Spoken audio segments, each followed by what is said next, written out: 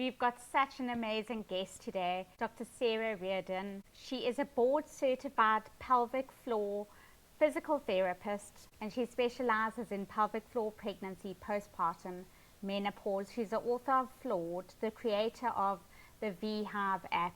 There's just so much here, and we can't wait to dive in, but I'd like to just hand over to you for a little bit of an introduction. Thank you for having me. Thank you for having me. So as you mentioned, I am a board-certified pelvic floor physical therapist and also a mom of two. I've been practicing as a pelvic floor therapist for almost 20 years. So really before even the words pelvic floor were more well known in women's health. And ultimately, I help folks kind of prevent and overcome common pelvic floor issues like urinary leakage or painful intercourse, pelvic organ prolapse, low back pain, and particularly during life seasons when our bodies are changing, you know, during pregnancy, postpartum, and then perimenopause and menopause. And most recently, I wrote and published a book called Floored, A Woman's Guide to Pelvic Floor Health at Every Age and Stage, and created the V.Hive app, which has at-home pelvic floor workouts for women to really have access to these training workouts and information because, you know, pelvic floor therapists aren't always accessible, and I really want this type of care to be part of healthcare for women. It's incredible. Perfect. So you've actually mentioned your main focus areas and how does this all tie into sort of pelvic floor? You did mention that the seasons, these things change as the stages hit. You know, I think that we don't talk about our pelvic floor until, or even know it exists until we have a problem. And many women will experience some sort of pelvic floor issue at some point in their life. It could be as early as when you are menstruating and you have difficulty inserting a tampon or a menstrual cup and that causes pain or discomfort, or you have painful periods. It could be when you're starting to become sexually active and sex is uncomfortable or not even possible. Again, when you were trying to conceive or during pregnancy and postpartum, our pelvic floor typically gets weaker and can lead to things like leakage or prolapse, and then even back pain or hip pain. And then, you know, with every child you have, it even progresses. And then with aging and hormonal changes in menopause, we see again urinary leakage, frequent urination, painful intercourse, and your pelvic floor is involved in all of these. So if we can educate women on how to proactively take care of their pelvic floor health, whether it's learning how to pee and poop properly, how to strengthen it or relax it properly, how to know if what they're experiencing is a pelvic floor problem, then we can get them help sooner. But often women are just suffering with these issues thinking they're normal or that they don't know where to go to for help, and when there actually is a solution available. So true. Okay, perfect. Can you talk us through your viral poop tutorial? I absolutely love that. So there's been a handful of ones recently that have gone viral, and they're really just helping educate women in particular. And all genders have a pelvic floor. I focus mainly on women because we have vaginas and because we have a vaginal opening that makes us more susceptible to pelvic floor issues, and we go through hormonal fluctuations like periods and pregnancy and menopause. But learning how to pee and poop properly can really be the first two steps to preventing pelvic floor problems. So 2 reels went viral recently. One was to not push height when you pee. So when you're peeing, I think women and moms in particular tend to be in a hurry and we want to push all of our urine out as quickly as possible. And that can actually weaken your pelvic floor muscles over time and cause damage. The other one about pooping was how to remove the last bit of poop if it feels like something's stuck in your rectum or anal opening. And it was another one that people were like, whoa, I didn't know other people did this, or I have this problem and I didn't know there was a solution. But I see women in my clinic every week and they think they're the only ones experiencing these issues, and they're not. And it's just really simple education about how our bodies are working that can help prevent or overcome some of these common pelvic floor challenges that are embarrassing, but again, common. Yeah.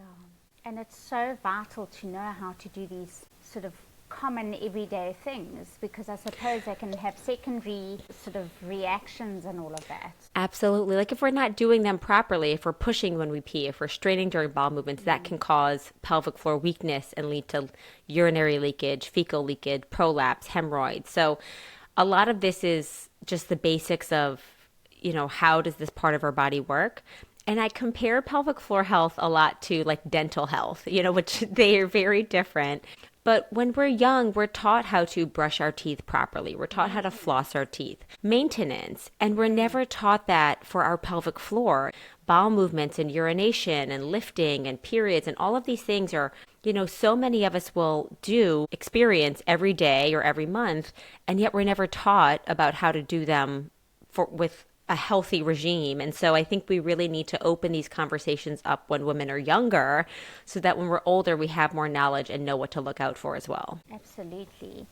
Okay, perfect. So what is the link between pelvic floor, bladder control, and aging? You've actually just touched on that. So your pelvic floor muscles, even if we take a step back a little bit to talk about what they are, because many folks may not know, your pelvic floor muscles are a basket of muscles that sit at the bottom of your pelvis. So if you're sitting right now or standing, you can imagine your pelvic bones that are kind of like a ring or a basin at the bottom of your spine. And at the bottom of those is a basket of muscles. And those muscles support your bladder, which holds urine, your rectum, which holds poop, and then your uterus and ovaries in the female body. In the male body, it supports the prostate as well. But this muscle supports those organs kind of like a hammock. And then it also has 3 openings in the muscle to eliminate urine, to eliminate bowel movements, and then the vaginal opening for vaginal intercourse and menstruation and vaginal birth.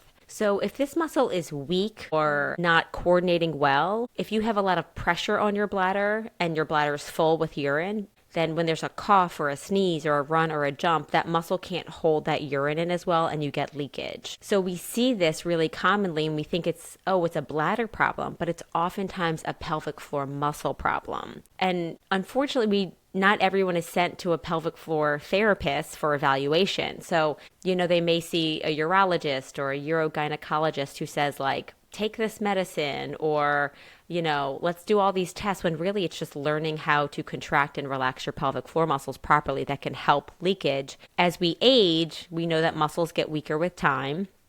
And we also know that hormones like estrogen and testosterone start to decrease around perimenopause and menopause. And those 2 hormones help keep these pelvic floor muscles strong.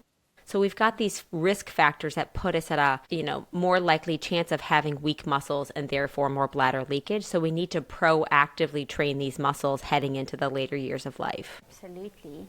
But it's great to know there's a solution at least. Absolutely. I mean, there's so much buzz right now around perimenopause and menopause, which is amazing. I mean, I'm in perimenopause myself, so I can so appreciate the conversations that are being openly had. But we're not talking about pelvic floor health as much as we need to because, urinary leakage, again, often due to hormonal changes or weak muscles, we talk about how much we need to strength train for osteoporosis or heart disease. But more people experience urinary leakage than osteoporosis, diabetes, and heart disease together.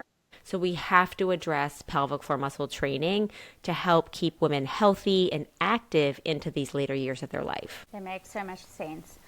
Okay, this question. Explain to us, so give us some signs that you're hitting perimenopause that might not be obvious to someone. Well, as a woman who's in perimenopause now, I think there's some pelvic floor symptoms and there's just overall symptoms. When we talk about overall symptoms of perimenopause, it's different things like heavy periods. So maybe if you are menstruating regularly, you don't have any birth control, your periods start to be very heavy and clotty, just like you're bleeding through things. That has to do with a hormonal difference between progesterone and estrogen. Other things are hair loss because you have less estrogen, vaginal dryness because estrogen is responsible for lubricating the vagina. So vaginal dryness, more urinary leakage, painful intercourse, frequent urination. So you start waking 1 or 2 times at night to pee when you didn't used to have to, or you feel like you can't make it to the bathroom in time. And then other things like skin changes, brain fog, increased anxiety, even like shoulder pain and hip pain. Things that we don't always think of as, hot flashes and things like that, but they're all related to hormonal changes in our system. Delightful. The interesting thing is I'm really trying to rebrand perimenopause because I think that we look at it as like this is such a doomsday sentence. But what I really think it is, it's a flashing yellow light. It's like a blinking light that's like, hey, your body is going through changes. You need to really prioritize taking care of it right now, whether it's sleep Absolutely. and stress management and nutrition and exercise and pelvic floor training. Where I think that, we have perimenopause can hit between 35 to 45. So we have another half of our life, postmenopausally. And I think that those should be some of our best years, like when we have less responsibilities with child, Exactly. rearing, where we are more advanced in our careers, we feel more confident in ourselves. Yeah. I don't even know if I can curse on this show, but I call it the no fuck You can. 40s, where it's like, yeah, it's like I just am so much more confident in myself from an Yes. emotional perspective that I don't want to feel self conscious about my body all of the time. I'm beyond the point in my life where I need to worry about everything that's going on with myself physically. So I want these years to be great ones for us, where we can have great sex, where we can exercise and do the things Yeah. that we want to do. And so there are some definite challenges, but I also think that there's some benefits. And especially now that we have this kind of runway to say, hey, let's start filling our Exactly. cups now. Yeah. No, you're so right. Okay, so you mentioned in one of your posts products specific to perimenopause that actually popped out to me. Can you tell us a bit about what these are and what they do? Absolutely. So, I see patients day in and day out, and now that women are having babies later in life, we're often going from postpartum to perimenopause in one blurry season.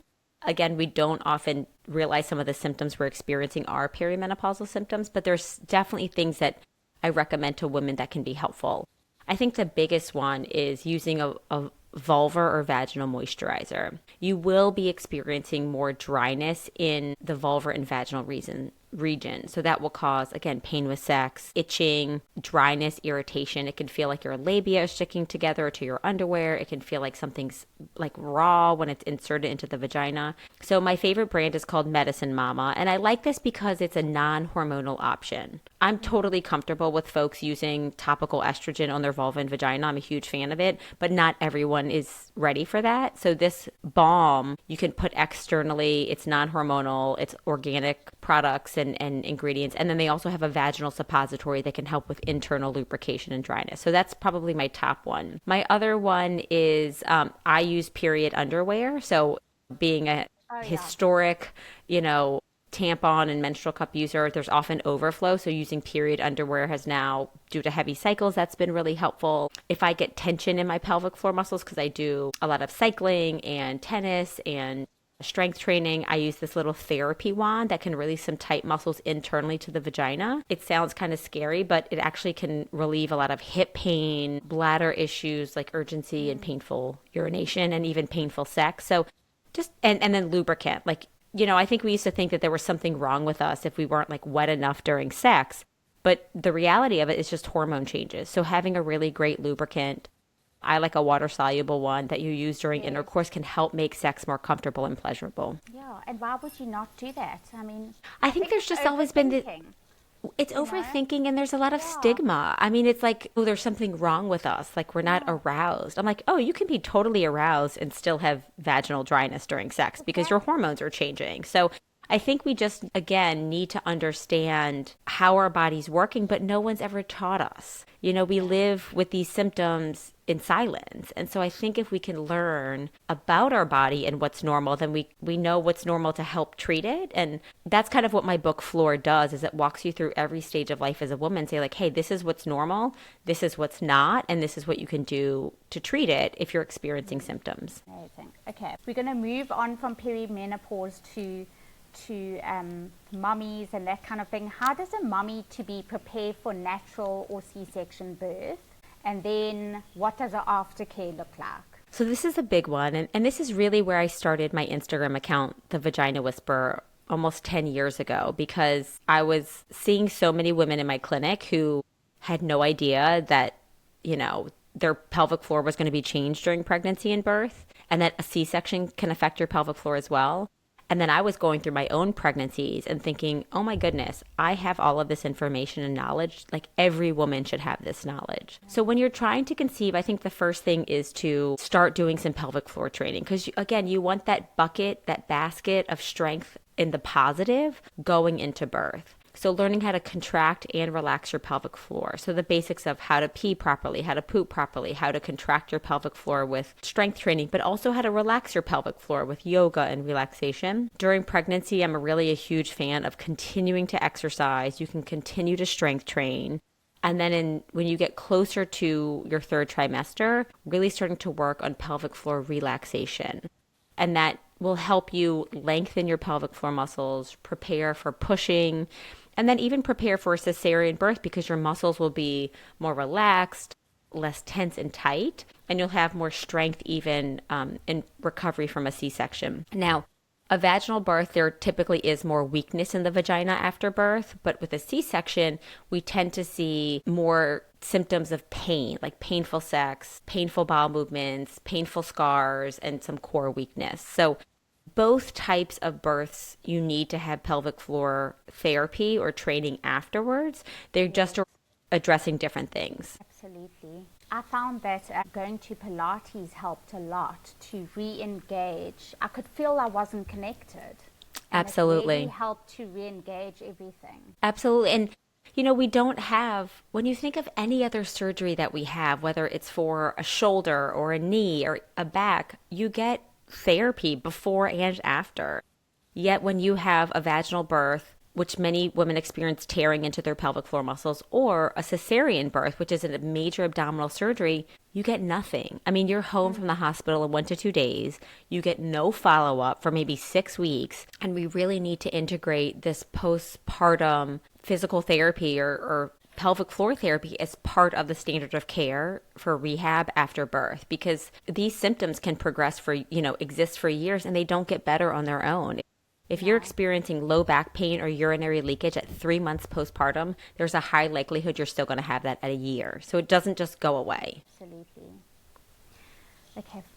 How does menopause affect the pelvic floor? The biggest change with menopause. So menopause is when you have not had a period for 1 full year. The average age of menopause is 51, but you can experience it many years before or years after. But during that time of perimenopause, and then when menopause hits, you have very low levels of estrogen. So your ovaries produce estrogen and they produce less and less of it as you get closer to menopause. And then after menopause, you literally are like producing barely any estrogen, if any. And then the same thing with testosterone. Estrogen plumps up your vagina and pelvic floor. So it gives your muscles more tone down there. It gives them more lubrication.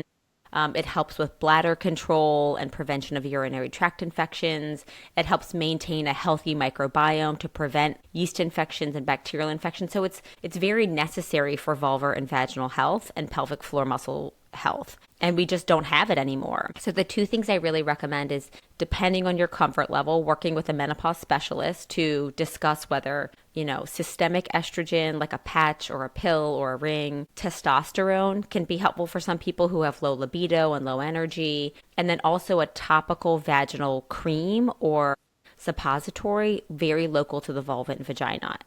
And the really local ones, like the cream or the suppository, can be used during perimenopause. You can use those way in advance. And you use them forever because you're always going to have low estrogen, and it can really target those pelvic floor muscles and tissues locally. So big fan of them. And it really does help with muscle strength, tone, pleasurable intercourse, prevention of urinary symptoms, all of the things.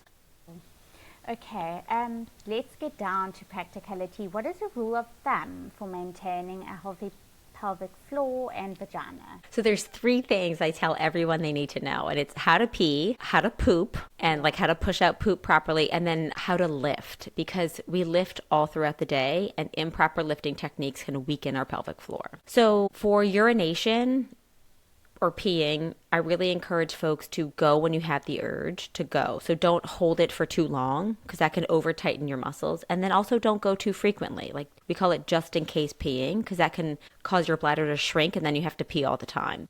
So go when you have the urge to go. And then when you do go, sit down on the toilet if it's not really gross, but sit down instead of hovering over it.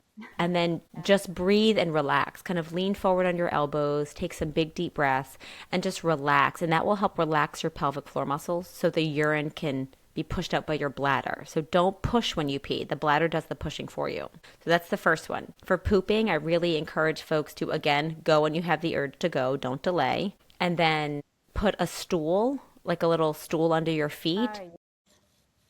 And I call it a pooping stool. But when you elevate your feet, it puts your hips into like a squatting position. And squatting helps relax your pelvic floor muscles so you don't have to strain as much when you're pooping. Because straining with pooping can weaken your pelvic floor more than running, jumping, coughing, all of the things. So elevate your feet, lean forward, and then I want you to push. You can push while you're pooping, but you need to exhale as you do it. So I say bear down and then push and like breathe like you're blowing out 50 birthday candles.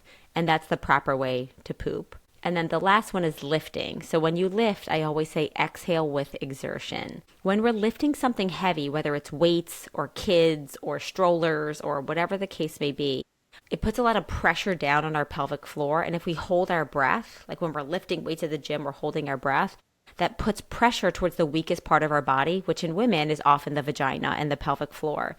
So you want to exhale through your mouth when you're lifting something heavy, and that can minimize the pressure down on your pelvic floor. And if you go to the gym every day, or you lift your kids every day, or you lift your luggage overhead in the airplane, those are things where you want to start thinking exhaling with exertion as like a protective mechanism for your pelvic floor. Okay.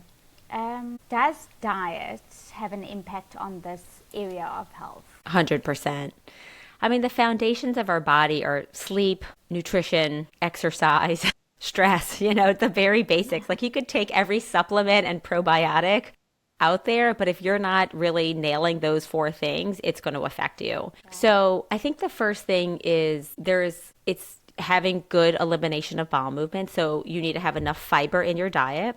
And you need to have enough water. If you're getting enough fiber but not getting enough hydration, you're going to be constipated. So lots of fruits, vegetables, natural fibers, oatmeal, whole wheat, all those things, and hydration. And then couple that with movement, walking and exercise, that will help with digestion. So staying away from processed foods, sugars, artificial foods, all of those things will be beneficial. Also making sure that you're staying hydrated. I think people are either overhydrating, like they've got their emotional support water bottles with them 24/7, and they're drinking too much and they're peeing all the time. Or they're not drinking enough and that's leading to dehydration. So making sure that your urine is coming out almost clear, almost like a light lemonade yellow, is a good sign that you're getting enough hydration. And then we have a lot of chatter about protein in our diets right now. And I think protein is great, but you have to understand that it has to be in balance with other things that you're doing. So if you're just overeating protein and not eating enough natural foods and greens and things, that's not going to be most beneficial for bowel movements. So balancing that. And then the other thing is collagen. Estrogen is responsible for collagen production in your body, and collagen helps support your pelvic organs, like support your muscles and tissues which support your pelvic organs. So a collagen supplement in your coffee or a collagen powder, having bone broth. So that can also be really helpful. But again, all of these things are in balance. If you can't just have bone broth, you have to do your strength training. You can't just eat protein. You have to do your strength training. You've got to contract and relax these muscles and learn to coordinate them in addition to all of these nutritional habits. Exactly. Okay, perfect. So the last question, in your opinion, what type of movement most benefits women? I'd say throughout it's quite tricky. It's tricky, but I would say there's 2 answers to this. Any movement that you do, people always say, what's the best posture for your pelvic floor? And I'm like, the next one, that you're not just sitting all day in one position, that you're not just standing all day. So whatever gets you moving is what I want you to do. So if you cycle, that's great. If you walk, I would say walking is the best. It's weight bearing, you're on your feet, it promotes good blood flow to your body, it's stress relieving. Hopefully you can get outside and get some vitamin D. If you're like, what's the number one thing that we can get people to do? I'm like, move, just walk. That is the most beneficial thing for you. I think the second thing is there's been a big shift between doing only cardio to doing strengthening as well.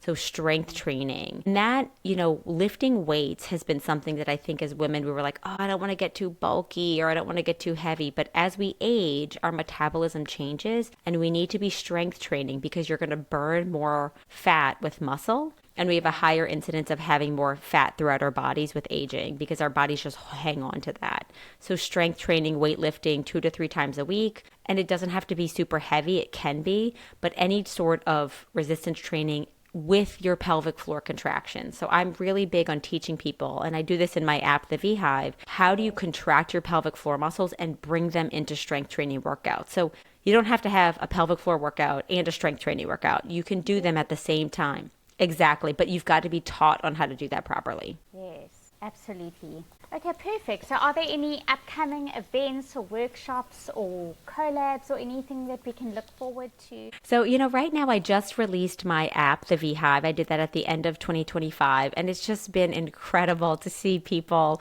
doing the workouts and giving me great feedback about them and just really seeing just getting pelvic floor training to be more accessible and less overwhelming. I mean, I think we're like, oh, I have so many things on my to-do list. How can I possibly do another workout or do another app? And these movements are really so simple and it can take 5 to 10 minutes just a couple times a week. So it's really like once you learn the basics of this, it will serve you for the rest of your life. And to really help people see like, oh, there's a whole training program for this. Like painful sex, you're not alone. There's stretches and yoga and breathing you can do at home to help with that. So, the app is really my main focus for this next year. I've got a handful of conferences that I'm presenting at and a book festival in New Orleans where I live, which will be really fun to be on a women's health panel for that. So just, some things coming up. Yeah. So just really continuing to help kind of raise awareness about pelvic floor training and how important this is in women's healthcare. Perfect. And how can someone find you? I know I found you on Instagram and everything is there. Your app link, your email, your contact details, everything. So I think maybe that's the best way. Yeah, so on Instagram, I'm the Vagina Whisperer. It's the.vagina.whisperer. And I have so many videos and tons of tips and tools. And I try to make this info accessible and also entertaining on there. And on TikTok, I'm the Vag Whisperer because TikTok doesn't like the word vagina. And then my website is thevagwhisper.com where you can learn all about my app. There's a free trial for everyone, so you don't even have to commit or pay up front. I just want everybody to kind of check it out and see what a pelvic floor workout looks like and start getting some training and even see like, do I need pelvic floor therapy? And then, so you can check that out. It's the V.Hive app. And then my book, Floored, A Woman's Guide to Pelvic Floor Health at Every Age and Stage, is available wherever you like to buy books. And it's just a really also great entryway for people to understand their bodies better and to start getting, again, tips and tools at home. And the app can kind of go along with that to really get you some relief for anything you're experiencing. It's amazing. Okay, perfect. Thank you so much for joining us today. It's been an incredible chat. So insightful. Thanks for having me.